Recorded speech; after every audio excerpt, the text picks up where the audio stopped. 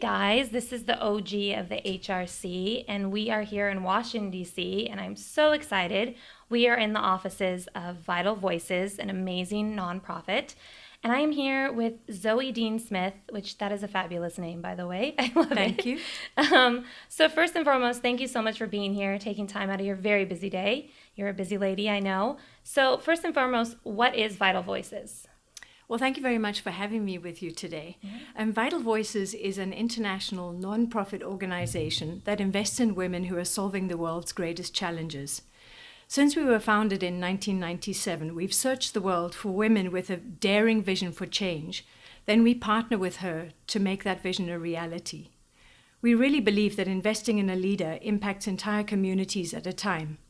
We work with women leaders to get them the training, network, and resources they need to bring their already successful solutions to scale so that their impact can be felt by more people. And we work with women who are solving a wide range of problems. So primarily, they're women who are advancing economic empowerment and entrepreneurship, women protecting human rights and ending gender-based violence, and women who are making and influencing policy around the world. So it's pretty cool work. Yeah, that's amazing. I mean, who would not want to be in this building? I mean, if you believe, I mean, fantastic. So how did you become on board with Vital Voices? That's a really interesting question and not a short answer. In 2005, I was living in my home country of Swaziland, which is now known as Eswatini. And I was running a handcraft social enterprise called Gone Rural, which works with about 700 rural women artisans. And I had just been notified by the International Finance Corporation that I was a candidate to win an award. So I went to Ghana to a conference to receive this award and to give a keynote speech. And at that conference, Elise Nelson, President and CEO of Vital Voices, came and attended my keynote. And at the end of it, I was wearing a beautiful beaded necklace from South Africa. And she came and she said, "Where's that necklace from?" She was fascinated by it. So we got chatting and she said, "Oh, there's a little booth just around the corner where I'm going to buy one of those." And I knew the booth around the corner, and they were basically making replicas of these beautiful necklaces. And my whole passion at the time was on product replication, how many handcrafted products were being copied around the world. So I gave her this huge lecture on why people shouldn't be copying other people's products. And we exchanged business cards, and I completely forgot about the conversation. And then in 2007, Elise invited me to a summit in Cape Town, the Vital Voices Summit. And I was just blown away when I went by, there were about 200 women there and about 20 girls. And the girls had been invited to a 2-day mentoring program before the summit. And so when they joined the summit, these were young girls. They were 16, 17-year-olds, and they were standing up in these plenary sessions with global women leaders and talking about how they were going to go back to their country and make change. And I was just so inspired. My mind was blown by the whole idea of mentorship. So after that, I figured this is something I want to take back to Swaziland because we didn't have a culture of mentorship. So I went back and started thinking about how I could do that. And at the same time, I really wanted to be involved with Vital Voices. So I kept on pinging Elise and saying, how can I be involved? And we'd also had a marketplace at that summit where we were selling our handcrafted products as well as other organizations that were there. And so they invited me to come to a workshop as a keynote speaker. And after that, I offered to host the next handcraft development workshop in Swaziland. And from there, I actually became a consultant for Vital Voices and ended up working from Swaziland for 4 years, running what we called our Entrepreneurs in Handcrafts program. Then there was about about an 18-month break where I actually joined Coca-Cola and worked for the Coca-Cola Africa Foundation, and for various reasons decided I couldn't stay. And I actually resigned without a job to go to. And the very day after I resigned, Elise emailed me and she said, "What are you doing?" So I said, "Well, I resigned yesterday. I'm not quite sure." And she said, "Well, listen, we have a position here in Washington, D.C., and we think you'd be the perfect candidate for this. Would you be interested?" And my answer was, "Let me think about that, yes." And so I actually moved here in 2013 and started by running our global leadership programs, and then we restructured the organization. So for the last 2 years, I've been heading up our economic empowerment and entrepreneurship programs. That's so amazing. There's your story. That is one amazing story. Wow. That's also an amazing life that you've had just in that short period. I mean, I'm sure you have so much more to your life, but wow, that's overwhelmed. I'm very overwhelmed. So your title is Vice President now of Economic Empowerment and Entrepreneurship, which is such a handful. I mean, like a wordful. Yep. So what exactly does that mean for you on your day-to-day? So our acronym, of course, is EEE. And what we do is we have 3 programs that we run, and we have a pitch competition. So we've got a team of 10 here within Vital Voices. And perhaps I can give you a little overview of the programs. Please, yes. Okay. So the first one is our VV Grow Fellowship, and it's a leading global accelerator program for women owners of small and medium-sized businesses from around the world. And it includes customized business skills training, leadership development, technical assistance, and access to networks. So we provide the women with online and in-person trainings, focusing on strategy and helping them build their long-term vision for their businesses.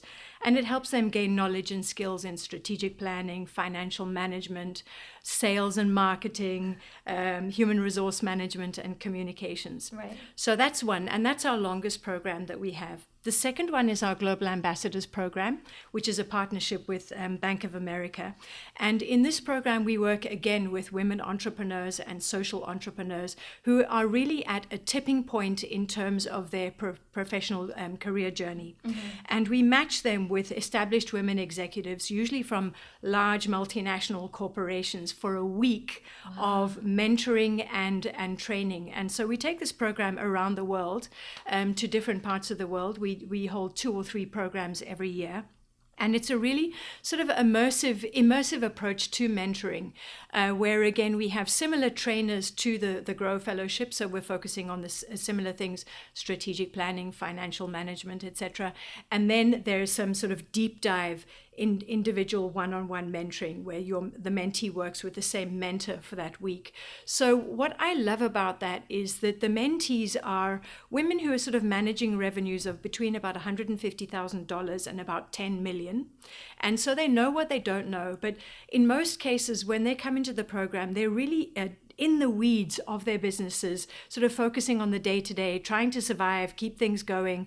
Right. And so having that mentor gives them almost what I'd call a helicopter view, that 40,000-foot perspective of like, well, here's the bigger picture. And oftentimes it moves the mentee completely out of her comfort zone into thinking about things that she wouldn't otherwise have considered. Right. So then the third program that we run is a fabulous, it's been described as a 3-legged pot. It's a public-private partnership, and it's called the Fortune U.S. Department of State Global Women's Mentoring Partnership. So it's quite a long title. We call it the Fortune Program. And it's a partnership between the U.S. Department of State, Vital Voices, and Fortune's Most Powerful Women. And so what happens in that program is we link some of America's most accomplished leaders with international women professionals from around the world. And the program is a month long. And what happens is that the mentees are selected by the Department of State. They come here to Washington, D.C., and they spend a week with us here at our offices at Vital Voices, where we do a lot of training on leadership and communications. And we give them exposure to some of the exceptional women leaders that we have here in D.C.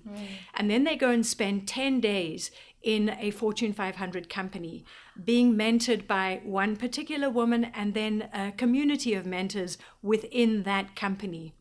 And then we bring them all back together at the end of those 10 days to New York City for 3 days, where they attend the Fortune's Most Powerful Women dinner. and then we have kind of a wrap up, and then they go back home. And then the fourth piece, which is not actually a program, but is really, really exciting, we launched this in 2018, is the We Empower UN SDG Challenge. In case you're not sure what those acronyms are, the UN, of course, is the United Nations, and SDG is the Sustainable Development Goals. And so what we're doing, this is the first of its kind business competition for women entrepreneurs who are addressing the Sustainable Development Goals and inspiring entire communities to create the world that we want by 2030. So we honor 5 women entrepreneurs from the different regions of the world. And what we do is we bring them together in New York City in the week of the United Nations General Assembly. Oh my God. And in that week, they get to attend 1 or 2 sessions of the United Nations General Assembly. And then they have this amazing opportunity to pitch their business idea to an audience of about 200 people. And this event is hosted by our Vital Voices board chair, Diane von Furstenberg. Yeah. The incredible incredible fashion designer. She's literally my favorite designer. I'm not just saying that. I'm obsessed. I have like 6 of her dresses. Fabulous. Yeah. So the pitch competition is held in her studio in New York City. And the fabulous thing about it is that the audience votes for the winner. And the winner wins a grant of $20,000. And so over and above that, as you probably guessed, with our incredible Vital Voices network, all of those women, the We Empower awardees, the Fortune and Grow mentees and fellows, all receive a lot of broad networks and visibility through what we do, through our work. So it's really, really exciting work. Wow, it's amazing. Yeah, We Empower, I know about it because of Diane von Furstenberg. Yeah, it's a remarkable, and I'm so, I don't want to say proud, I don't know the woman, but I just feel so like proud of her that she's so much more than just this designer, and she is all about women empowerment, and I think that is key to everything, is that we empower each other, we can change the world. Yep. You know? She's such a visionary, Yes. She's such a visionary, and she is such an icon in terms of inspiring women to be the best that they can be. Exactly. That's exactly what it is. No matter who you are, how small, big, doesn't matter. Just be the best that you can be. Her book was her autobiography. I read it in like a day because I just was so inspired by her. She's fantastic. Yes, and she's a great businesswoman. Yeah, really smart businesswoman. That wrap dress, everything. I mean, they're still relevant to this day. Yep. So how important is mentorship for women, would you say? Well, Vital Voices was created on the belief that power expands when it is shared, as we all know, and that women fundamentally lead differently, that they use their power to empower other people, as you just said. Yeah. So that in its essence for us is mentoring.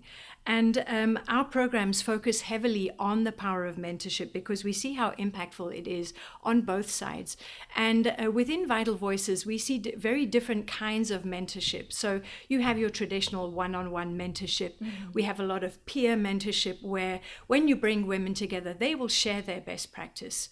And in fact, a fabulous example I can give of that is last year, in 2019, we did our Vivi Grow Fellowship. We brought all of our fellows together in Amsterdam. So we had 45 women entrepreneurs from around the world together in a room, and they had seen each other online for 6 months on all of our webinars and training webinars. And we brought them into the room together, and there were 2 women who were both chili farmers. One was from Latin America and one was from Africa. And in that room, they started sharing their best practice with each other and also started talking about going to the same trade shows and sharing that kind of information. So there's that. There's another great one that I love is the idea of reverse mentoring, where you'll have an older person finding a mentor in a younger person. And then we've done things like flash mentoring, where it's 5 minutes that you spend with someone and then you move on to the next person. So obviously with that, you have to be really prepared in terms of what are my questions that I want to ask. But it is incredibly powerful. Another thing that we've learned and that we've seen from mentorship, which is, I think, a benefit for the mentors, is often you'll bring them into a room with their mentees, and as you've probably gathered from the women that we've talked about so far, women who are making real change in the world, the mentors are so inspired by their mentees. And we've had situations where a mentee has inspired a mentor so much that the mentor has gone and changed her entire career path. She might have been a really successful women executive and has a mentee who's running a nonprofit and thinks, hang on, what am I doing with my life and my time and my skills and my resources? I could be doing something more that reaches more people. So it is such a beautiful, beautiful thing. The other thing that I love about mentorship is that it's basically free. You don't have to pay for it.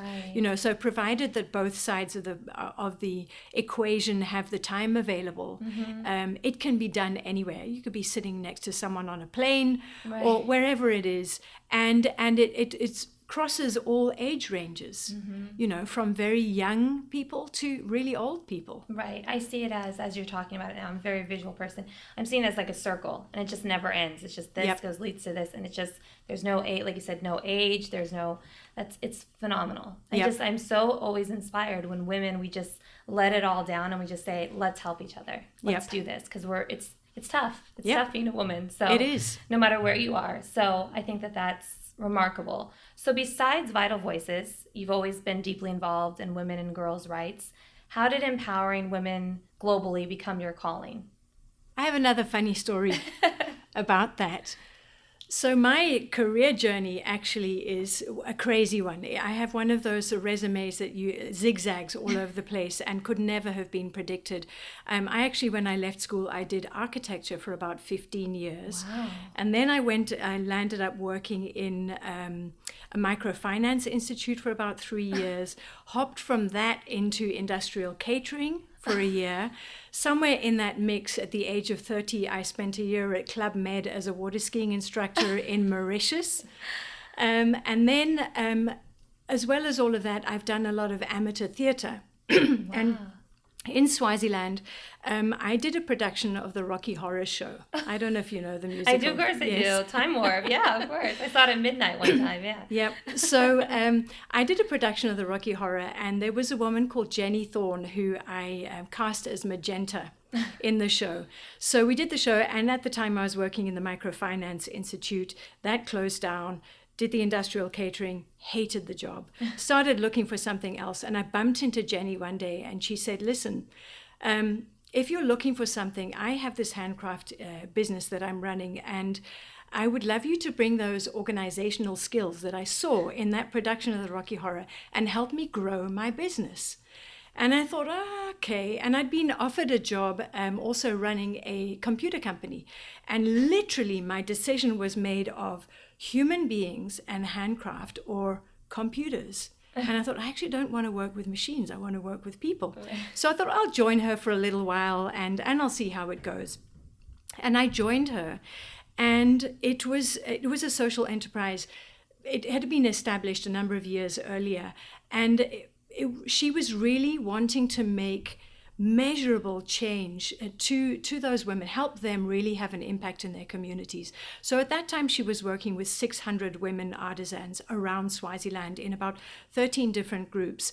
And so her idea was income generation, showing them, bringing beautiful new designs to the traditional skills that they already had. And then we were exporting these products around the world. And the product was traditionally tableware and then some homeware products. So placemats, coasters, table runners, that kind of thing. Over and above that, she had partnered with a friend of hers, Jane Cox, and they had been trying to take things like vitamin supplements, reading glasses, and things like that to the women who normally, those kinds of women that we're talking about, the artisans, live in rural communities with no running water, no electricity. So when they do work, once they finish doing everything else that they're doing, like caring for the fields, fetching water, fetching firewood, feeding their families, etc., it would be nighttime when they were doing their plaiting of placemats, etc. So doing that by candlelight. So things like reading glasses were really helpful. So for me, this was a really, really different thing. If you think back to like architecture, industrial catering, that's all about, sort of very clinical in a way kind of businesses. And very masculine too. Very masculine. Yeah. And it was the first time where I felt I was in a job where my everyday work was impacting on so many people more than just myself. And so Jenny introduced me to that. And it was the start of my love of women's economic empowerment, and it's through Gone Rural and through Jenny that I met Vital Voices and began an extraordinary journey. And it's funny, Jenny passed away about 4 years after I joined her in that business. So When I joined her, I thought I'll do this for a couple of years and then I'll get bored and I'll move on. But obviously, when she died, I felt that responsibility solidly on my shoulders of those 700 women. And you probably don't know, but Swaziland, I think, still has the highest HIV infection rate in the world. Yeah, I read that. Yeah. And so we knew that at around that time that each of those women that we were working with were supporting an average or 7 or 8 dependents. So these could have been their grandchildren, other children in the community. So that business still to this day impacts probably more than about 6,000 rural Swazi people. So it was a massive, massive responsibility. And I loved my time there, loved it. And actually when I left and started doing work with, consulting work with Vital Voices, it was in that same realm. It was taking handcraft and sort of taking it to a broader global network of women entrepreneurs. Right. So it's been a really, really rewarding and inspiring journey. I'm inspired by every single one of the women that I've worked with over these years. And as you sort of have a conversation with any of them, you see the soul in their eyes. You can feel their passion, even if they're struggling to keep things together, to keep moving forward, because they have so many different challenges in their different countries. It just feels like I feel it to the depths of my toes that this is kind of like my DNA. And I'm so glad that I found the path, even though it was a little bit later in my life. Yeah, but here you are. And I mean, you've had quite a journey. Oh, yeah. And you've had an impact in that journey. So your calling is your calling. I believe in that. I definitely believe in that. So what are some of the countries that you see a shift in a positive light for women? Well, I have to tell you, my favorite world leader at the moment, of course, is Jacinda Ardern. Right, I agree. So, Prime Minister of New Zealand. Yes. I think she is just such a rock star Yeah. For so many different reasons. I think, she's embracing so many challenges really, really quickly, which is extraordinary and seems to have so much support from her country. And I think she's a great example of leadership. She's kind of like, as I see her, I think she's a no-nonsense leader. I love following her on Instagram. Yeah, I do too, and following her posts that she wrote. Yeah, she doesn't have somebody else writing them for her. There's no staff there. Yeah, brutally honest. Brutally honest, yes. Yeah, so she's wonderful. And actually a thought that I had in my mind was, I wonder how many little baby girls are going to be called Jacinda in the next couple of years. Exactly, yeah. So Swaziland is your home country. And you were based there with Vital Voices for a time, like you said. And each of us is always proud of our home country. So how has Swaziland shaped you to become the woman you are? It's a really interesting question. I was born in Swaziland, so I've lived there the majority of my life. And it's a tiny little country. It's the size of the state of New Jersey. Wow. So it's really small. It's, I think, 17,384 square kilometers or something like that. And there are many beautiful aspects to the country. In terms of landscape, it's an extraordinary country. It's got everything. It's got mountains, incredible mountains for hiking, rock climbing, that kind of thing. There's a subtropical kind of a band within the country. So where I lived before I moved here, I actually lived on a pineapple farm. and there's lots of banana plantations, sugar cane, etc. There's a lot of wildlife in the country, so as a tourist, it's a great place to visit. I think the one thing which is the most precious about Swaziland is that it is one tribe, the Swazi tribe, and they are an incredibly friendly nation. So as you cross the border in from South Africa or Mozambique, was those the two countries that border Swaziland, you kind of feel like the minute you cross the border, you can chill. Everyone is a little bit more laid back maybe than you're used to. Yeah. And they're very friendly, warm people. What I would say about the women that I've worked with over the years is that they're incredibly resilient. They have deep faith. Deep faith in themselves, deep faith in their community, deep faith in their culture. And as I think about them now, I just see sort of like a tall woman with a very strong, upright spine, with strong beliefs, and they hold the families together. So when I think about them, it's in terms of I think positive power, but peaceful power. The two P's. Peaceful and positive power, which is what we want, which is what our goal is always. Absolutely. Usually we see that in women, not men. So, yeah. Yes. So, what keeps you inspired every day to keep pushing through, to keep doing what you're doing? I think the things that inspire me most are probably the things that I've talked about already. It's the women that we work with. And I think that, I don't know about everybody else on the staff within Vital Voices, but I know for me, I feel like I am an important cog in a wheel that is moving a lot of things.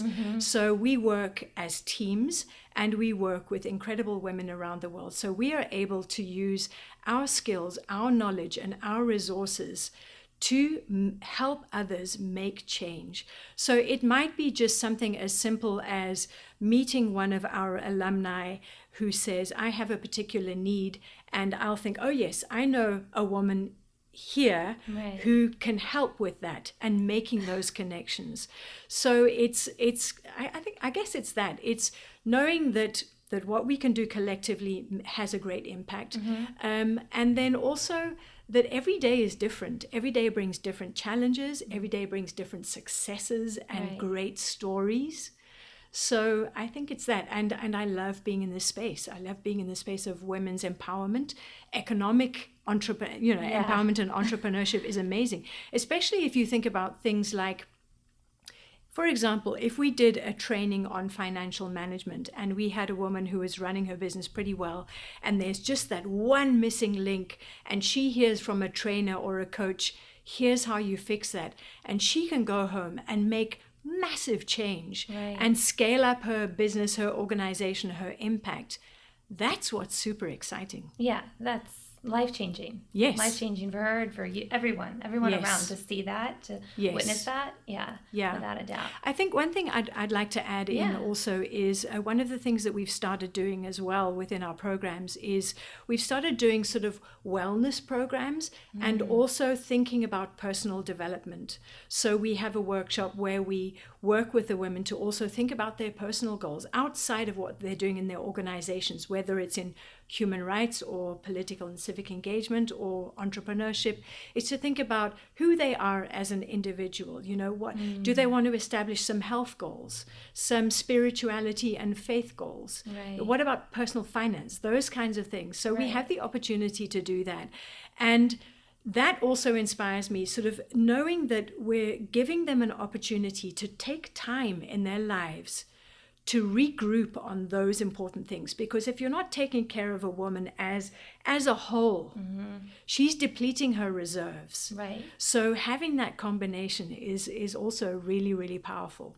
And watching the ripple effect of that as well, where they'll come and say, you know what, I've started meditating for 15 minutes every day, and I can't believe the difference it's making in my life. My staff love me more, whatever it is. No, it's true. We, as women, we're always being pulled in a million different directions, whether you're a mom or a wife or whatever. You're just pulled because things can just be a little bit harder for us. So we're the nurturers. That's what we do. So you're absolutely right. Taking that time to assess is brilliant.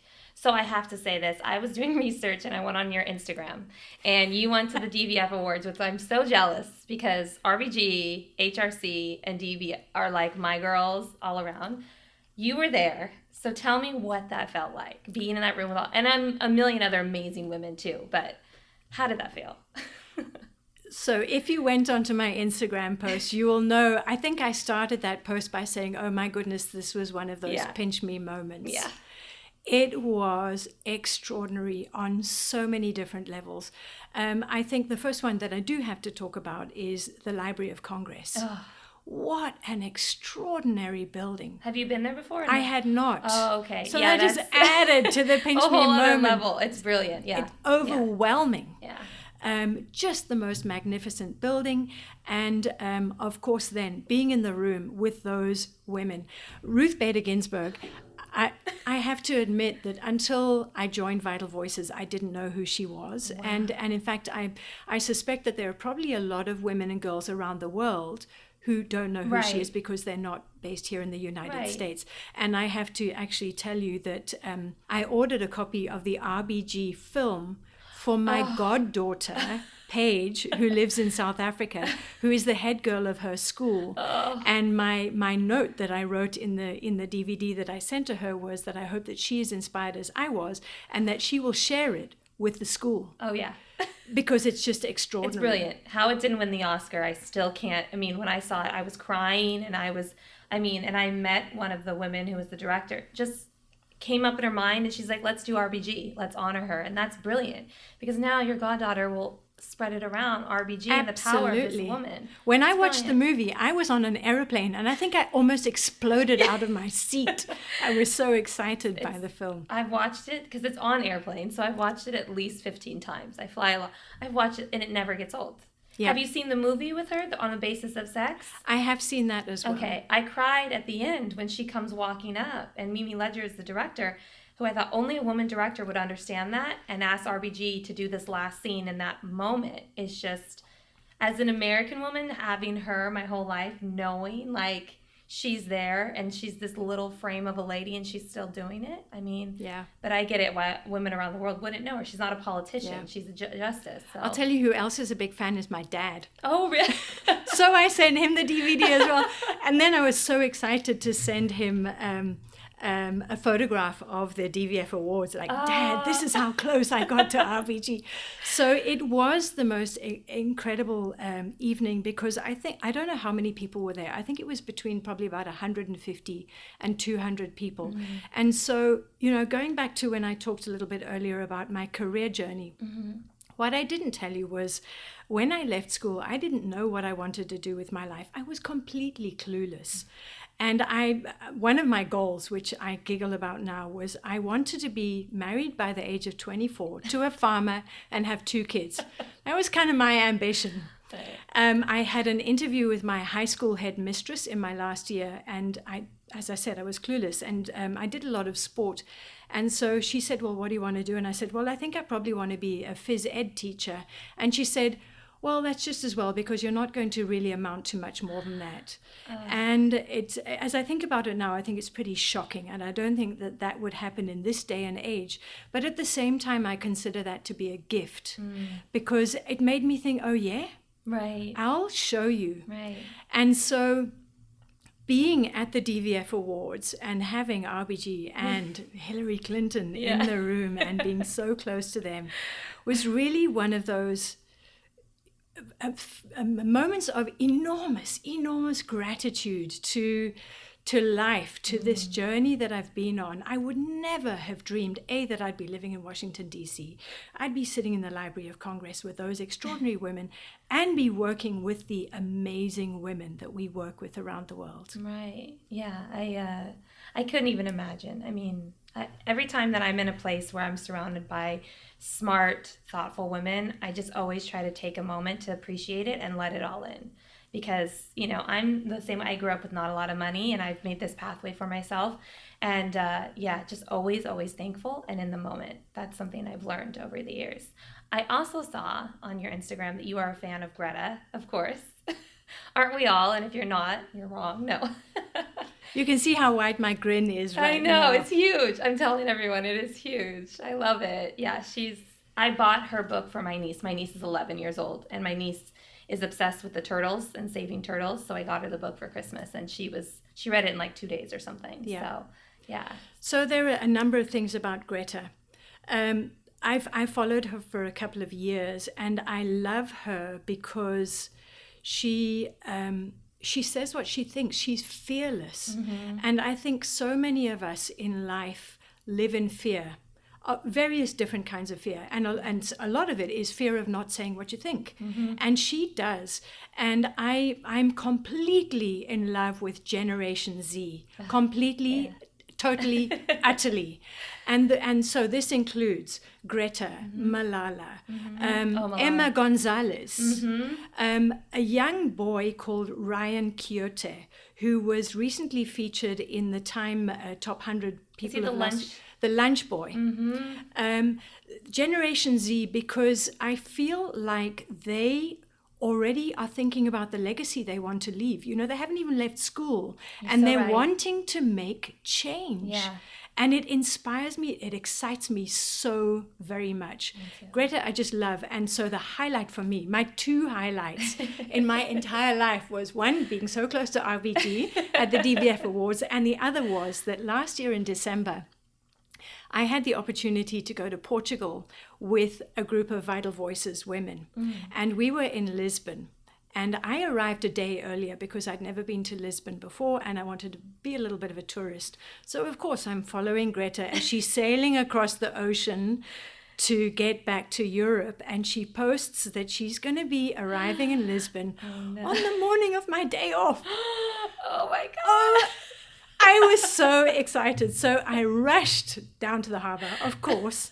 And the highlight was watching her sail in on that catamaran. Wow. And I was probably about 200 meters away from her, you know, quite in the distance. But it was such a moment to see this little girl. Yeah. And one of the sweetest things that happened, as the boat came in, they tied up on the dock and got ready to get off the boat. And they started walking up the gangway to go up and to speak to the crowds that were waiting to welcome her. And they realized they hadn't finished their paperwork. So all the customs officials or whoever had to come back onto the boat. Everyone had to climb back on. So all the adults went down below to go and do all the paperwork. And there was a baby on the boat. And I think the baby is probably about a year old or something. So Greta stayed outside. And she was holding this baby and bouncing it around whilst everyone else was taking care of the paperwork. It was such an endearing, beautiful moment to watch. Yeah. And just sort of reminded me also of her humanness. You know, she's just such an extraordinary young woman and doing amazing things at such a perfect time in life. Yeah, there's also, I don't know if you know her, Miss Flint from the Flint water crisis in Michigan. She started when she was like 9 years old saying, we have, you know, our water's dirty, no one really paid attention. And she's the same age group as these kids. I mean, and now she's a massive, I mean, Obama met her and they call her Little Miss Flint.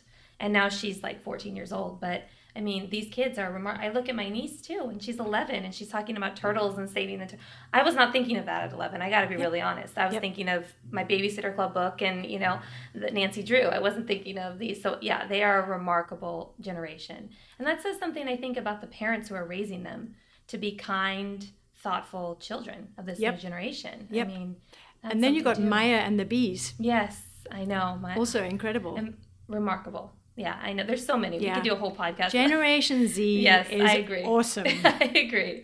I have a niece and two nephews, and I'm so proud that they're thoughtful, kind human beings. And they think of other people always, and I just love that. And they also seem to be a lot more globally aware of what's going on. I think a lot of it is because they have access to YouTube. They watch a lot of YouTube. My niece says things, and I'm like, where did you hear that? Because she doesn't watch news, and it's YouTube. Everything's YouTube, so... they follow people on Instagram. So they're connected more. My generation wasn't connected until later in our lives, and then my generation can be very self-involved. But yeah, so generation, I agree. There's something great. This has been amazing. Thank you so much. I have one final question that I always ask everyone, and it's like a shocker question. And I like to leave it until the end so people don't have time to think about it. It's 3 words to describe yourself. Wow. That's not one of the words. It could be, because I think of wow now that I'm done. It's wow. Yeah. It's an interesting question. We've been doing an exercise in Vital Voices in the last couple of weeks about our driving force. You know, what drives us as individuals. In 3 words, I would say perhaps that I am a nurturing, inspirational teacher. I like those 3 words. I agree. Yes, you did well. Thank you. Thank you so much, Zoe. This has been an amazing time in DC in the Vital Voices office. Thank you. This is the OG of the HRC signing out.